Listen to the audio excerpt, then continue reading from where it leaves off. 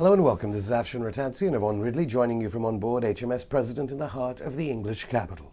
And the theme today is Great Expectations, from the hopes and fears of the revolutionaries across the Arab world to individuals who hope they can make a difference in their own way. These two guests come on to talk about Saudi Arabia and if the people's revolution there will be a damp squib or another amazing show of people power. And this guest turned a personal tragedy from 9/11 into an award-winning experience at the Oscars. All of this and so much more, so stay tuned to the show which rocks the boat. Our first guest is well known to Rattansi and Ridley regulars and much loved in the music world of political activism. Yes, fans of David Rovics are in for a treat as he shares his latest work with us, which has been inspired by the revolutions currently rocking the Arab world. Welcome, David Rovics. Tell us about your latest hit, Tunisia. Well, I wish it were a hit. You know, I never seem to have hits, but it's a song about the uprising in Tunisia and just sort of laying it out there in terms of what happened and the most sort of prominent feature of the whole thing being, of course, that Ben Ali left the country. You say that you don't have hits. I mean, you have plenty of YouTube hits, that's for sure. Why is the commercial world of the music industry bypassing you? I often wonder the same thing, and I don't really have maybe I'm just not talented enough, or maybe, they're looking for people who are writing songs about more general subjects that are less sort of like, the kind of stuff I write is obviously attractive to some people and repulsive to others, whereas I think industry people, I think they're looking for stuff that's not political, but at the same time I think part of why they want non-political music is they want stuff that has potentially broader appeal. Although I'd like to think that I could have broad appeal, but certainly not among conservatives. So the dislike is kind of mutual because you're against those corporations, but you do tour and you continue since you were last on the boat. I think you've just been touring non-stop around the world. You've got songs about Bradley Manning, the Mavi Marmara. How do the audiences respond to them? Oh, responses are usually good. But then the thing is, I'm mostly playing for people who pay to come here and hear me do a concert, right? So it's a fairly self-selected bunch of folks who tend to agree with my politics in the first place. The Bradley Manning song, that's gotten out there a bit beyond the choir, and I know that because I get hate mail, and that's always exciting. This is the U.S. intelligence soldier who's facing 22 charges, and he's been held in inhumane conditions, according to a lot of people, by the U.S. military. He's being tortured. Yeah, he's being woken up every hour for 24 hours a day, not able to sleep. He's not being given enough blankets. It's cold in there. He's being forced to sleep naked for some bizarre reason. It's just on and on, the kind of stuff that they're doing to him. It's terrible. Why is the mainstream media in the U.S. not covering it? Because of course the U.S. government is talking about torture in other parts of the world. Yeah, of course, right? It's the classic double standard. The United States can't possibly be doing these things. It's the United States. Other people, torture. We don't. If we do it, it's for a darn good reason. And like for some terrible traitor like Bradley Manning. That's what I get all the time in the YouTube comments and stuff. Oh, he's a traitor, so he deserves what he gets. We'll hear a little bit more of your music later in the program. The winds are rocking the boat at the moment. We hope you will later on in the show. So thank you. One of the most startling media stories to emerge from Libya so far was the arrest and detention of a group of BBC journalists by Gaddafi's police in Tripoli. After spending several days in custody, they were finally allowed to leave the country, and once back in London, horrific stories began to emerge of mock executions, beatings and torture. The terrified journalists had great expectations of being executed.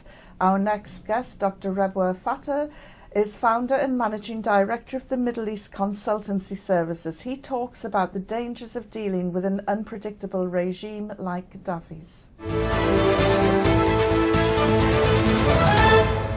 quite a hard time for consultants, I would think, if the CIA, think tanks of Washington, the European Union, they've all got it wrong. They've admitted they got it wrong when it came to the revolutionary aspirations of the Arab peoples.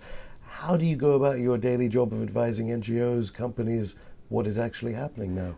I think probably we are in a better position than most of the think tanks with a lot of resources, because we are mainly coming from, like, put it simply, from the streets, among the people, so we know really the feel of the people. So what we can advise is not cannot be advised by huge think Why tanks. do you think they all got it wrong? Because certainly when we were doing our predictions on the boat here, no one said Egypt was going to have a revolution.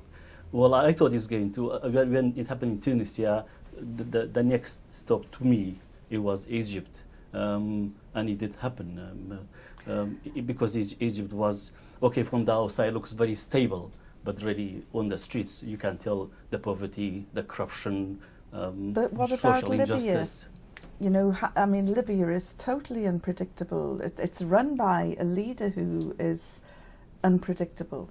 I think probably that's true for the entire Middle East, because the Middle East really lag behind of global changes. I think since the collapse of the former Soviet Union, we have seen two tracks of the world. One is the Middle East, which is very slow, and the Western, which is very fast, move very fast. What advice are you it's going really to be giving to your clients with regard to Saudi? Because, you know, the Day of Rage has happened.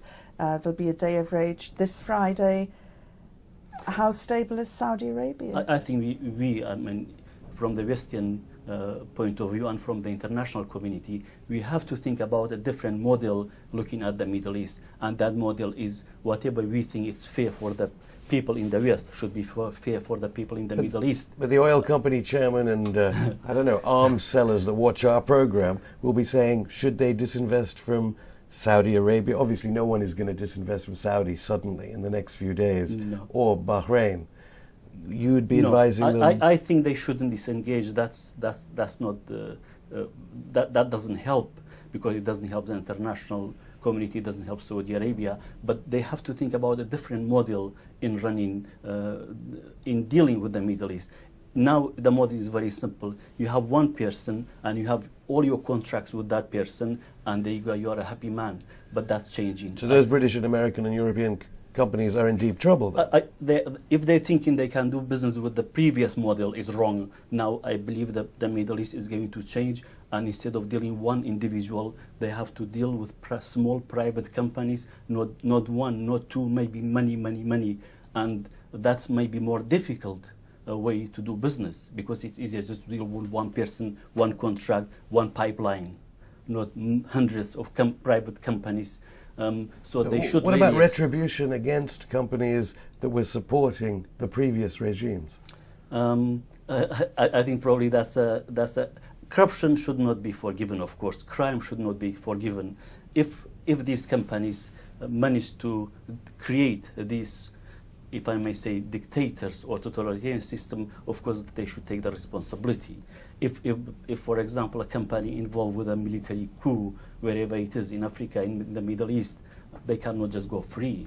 And we have already seen resignation because British institutions supported Saudi Libyan family, and we have seen, you know, the star, I forget the name, who would entertain the Libyan family in Italy for $1 million.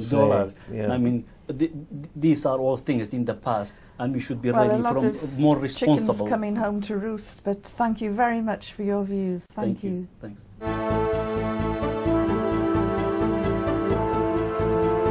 Great expectations is the theme today, and that sums up the mood of some activists in Saudi Arabia who want to see reform, change and even revolution in the secretive kingdom. Our next guest is investigative journalist and author Kevin Cahill, whose weighty tome on Who Owns the World revealed the hidden wealth and riches of Saudi. Welcome, Kevin. Now then, you're an expert in Saudi politics. Is the kingdom going to go under? Is it going to be at the centre of this revolution? The top of the kingdom is extremely fragile. Well, not least of all because the king's 86 years old. Yep. And ill. And very ill. and his successor is ill as well. And that leaves Prince Naif, who is likely to become king. Whether any monarchical regime in the Arab world is going to survive democracy, the basic democracy that the Arab people are demanding, I think in the medium term even is very unlikely. So I don't think the regime will last. But how far are they going to go to protect it? I mean, we've seen the extreme lengths Gaddafi's gone to cling on to power. Yeah, no, power is like a disease. When people get it, they become irrational. And I think the Saudi regime it'll be worse than Libya. Your book, which talks about land owning, talks about Saudi Arabia, talks about Oman, talks about lots of the Arab world. The Queen of England or Britain comes out top as landowner. Yeah. How do you go about finding out these assets and how much money, say, Kingdom of Saudi Arabia's royal family has? It's relatively, once you know the tricks, as it were, the procedures to use, who owns countries is in the constitution. If you learn to read constitutions, you're halfway there. You can tell, who's controlling the land. In this country, the crown owns all land, and it's exactly the same in Saudi. So the king has the use and disposal of all the land. We were talking about Saudi Arabia, the revolution, if it goes under, will assets be frozen? Where are those assets? Who should be worried that they're going to lose a shed load of money? The Saudi, especially the princes related to the royal family, have been buying assets in the West for 50 years or longer. There are immense Saudi assets in London behind you.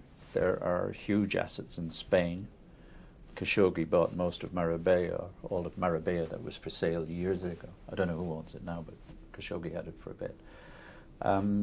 There's loads of Saudi investments in Brussels, Paris. Well, Gaddafi's son famously has a house about 8 miles away from this boat, which is currently being squatted. How can the peoples of these countries get their money back and get the restitution? Because I'm sure people say Hosni Mubarak did get a lot of money out of the country before he left for Sharm el-Sheikh. Yeah, he did, but now he's under investigation, and the procedure is dead simple. The country itself puts the representatives of the old regime on trial, gets orders from their court, which are served on our courts, and then our courts will release the assets to their rightful owners. But our courts... It'll take about... Britain's usually been on the side of Saudi Arabia when it comes to the courts, let alone British aerospace in Saudi Arabia. The issue, how to prove you have, proper ownership is very tricky. I mean, one of the things in my book is about lawyers and land law, which effectively, it was written for the rich and powerful, all land law. The purpose of land law was to keep land in the hands of those who also had power, land being a crucial part of it. The Saudi people will have serious difficulty because I think all the regime's people are now shuffling the assets so that they can't be proved that they were theirs. They're now in different corporations.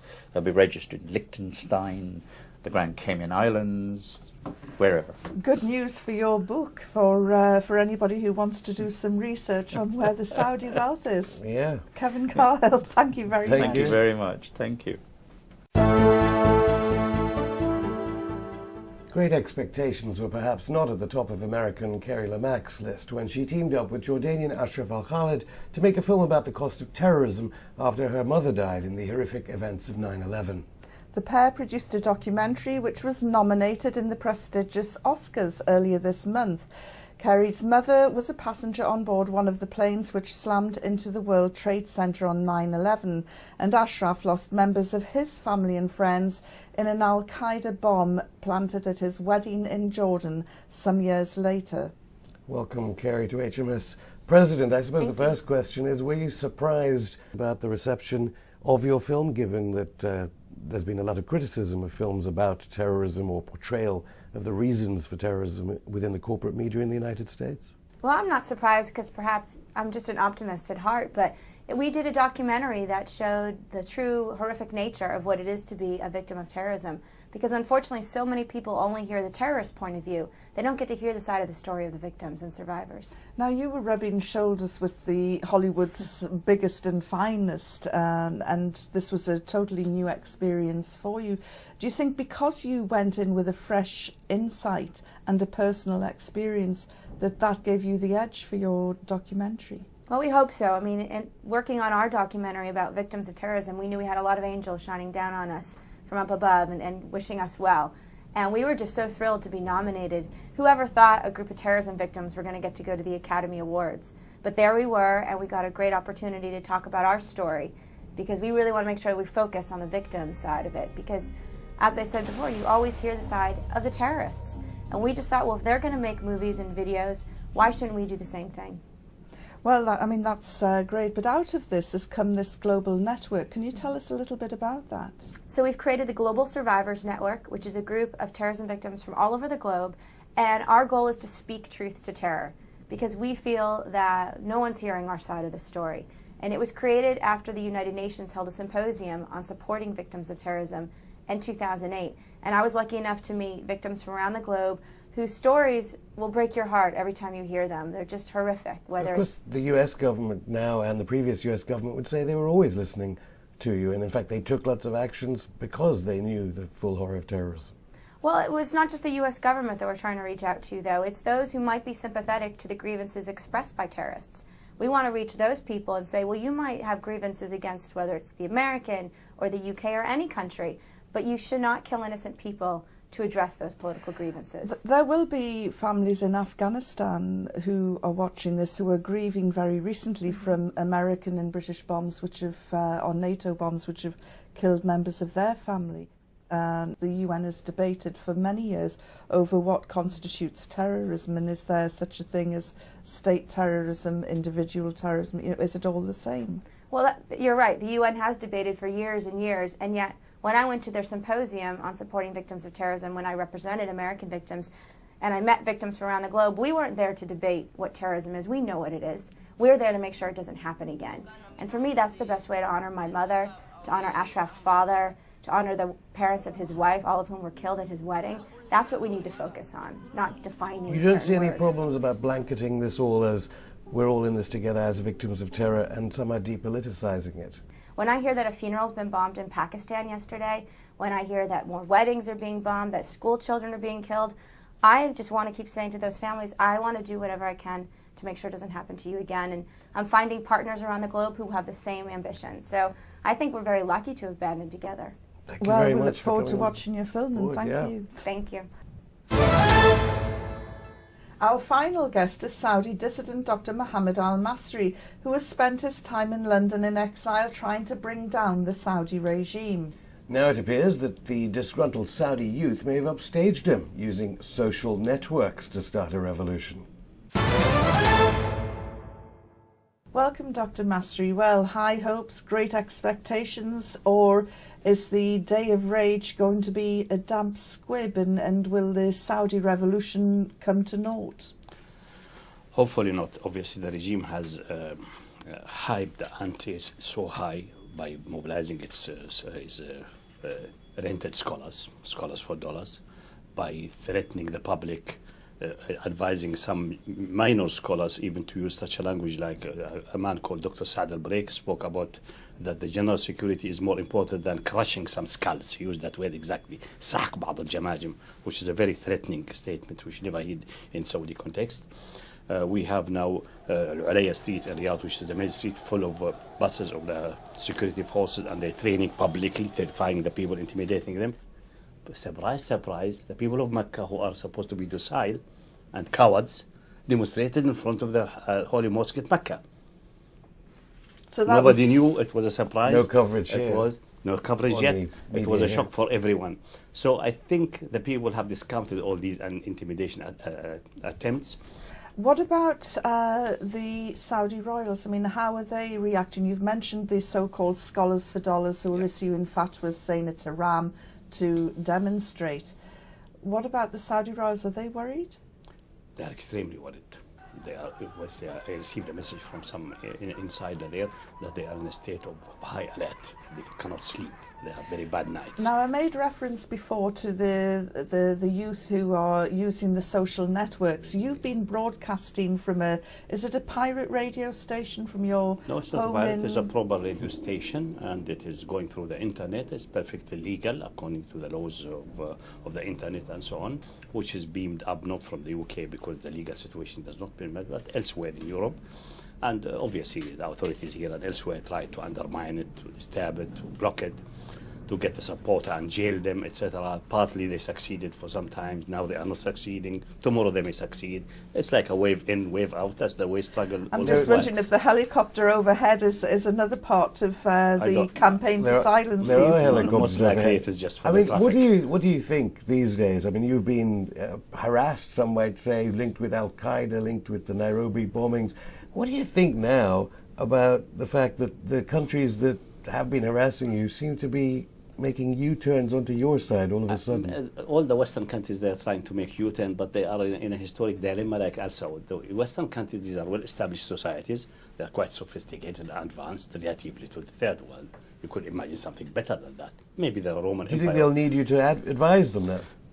I'm not going You'll to soon advise them become an anyway. advisor to I'm the happy British- that they are British Prime Minister. ill-advised because the way they think, the way they analyze was wrong all the way. Now they need another think tanks, another group. The only one who seems to be thinking in some reasonable direction, like Scheuer from the CIA, is the one who giving certain warning. But this is a lone voice in the desert, like John the Baptist.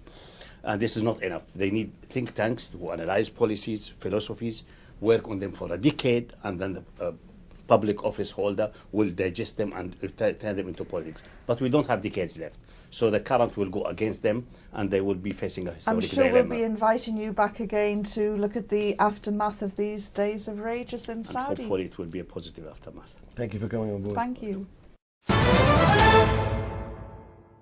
Well, if you want to know more about today's guests, go onto our website, www.rattansiandridley.com. And don't forget, we're also on Twitter and Facebook.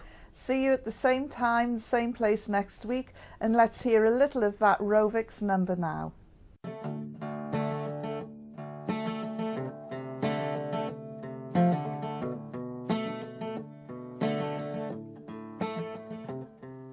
Muhammad had a vegetable stand. This was his family's plate, ever since his father died in a construction site. He was one of 6 siblings. This would be his fate, working the streets of the city to put food on everybody's plate. He couldn't afford the bribes, the cops would make him pay, so sometimes they'd knock his cart over and get him back that way. Last December they smashed his scales to put him in his place, and for good measure a cop spat in Muhammad's face.